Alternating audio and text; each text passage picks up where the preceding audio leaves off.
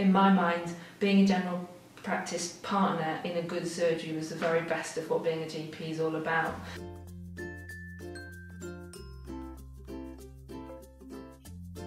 And for me, being a partner is about being able to have the ability to not only work in an organisation but actually shape the direction of that organisation. Not only can you form sort of long-term relationships with patients, but you can also be involved in shaping and moulding the surgery to fit the demands of those patients. What excited me about taking on a partnership was the fact that you are part of a group that are your own boss. You're not really working for someone, you're working with each other for yourself.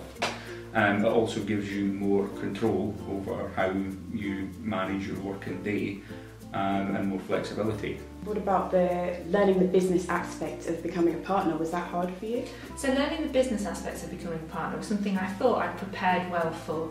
Nobody is expecting you overnight to suddenly amass the 20 or even 30 years worth of experience that your colleagues will have. I think it's only now, 5 years later, that I've really fully got my teeth into the business aspects and I'm taking on more business roles.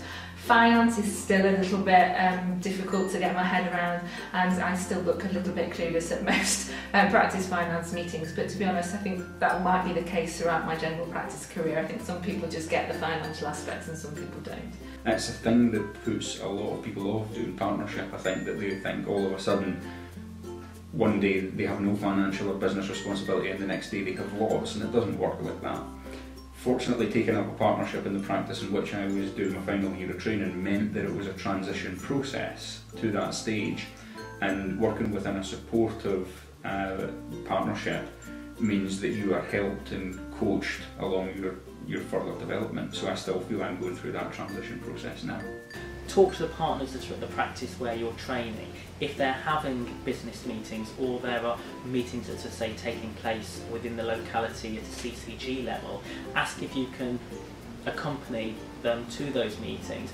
But was it hard to raise the capital for the partnership? Was it a bit of a scary jump to do?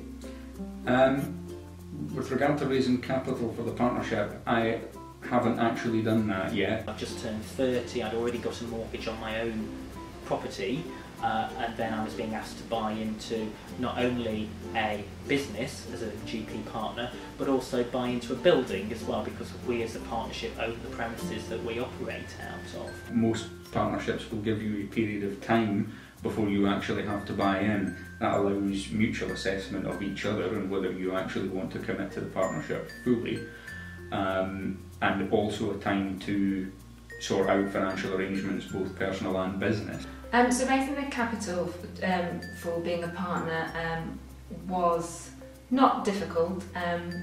I was able to seek advice from people who'd recently joined us in the past 4 or 5 years as to how they went about it, was signposted to various banks to talk to individuals to chat through the loans that would be involved, because we own the premises here, so it was going to be quite a significant loan.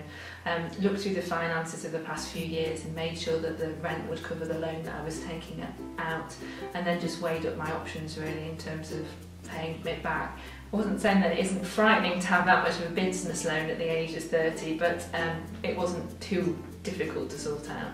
For anybody that's thinking about becoming a partner, it's worthwhile having a chat with the potential practice about how the partners receive their income. Some partners will have a monthly drawings, pretty similar to having a monthly pay packet. In other partnerships, they will perhaps take a relatively small amount of money every month, but then perhaps once a quarter or twice a year they may then take home a larger amount of money once the books have been settled. And obviously if you've got regular outgoings and are used to a regular income as you will have been as a GP registrar, that's worth bearing in mind.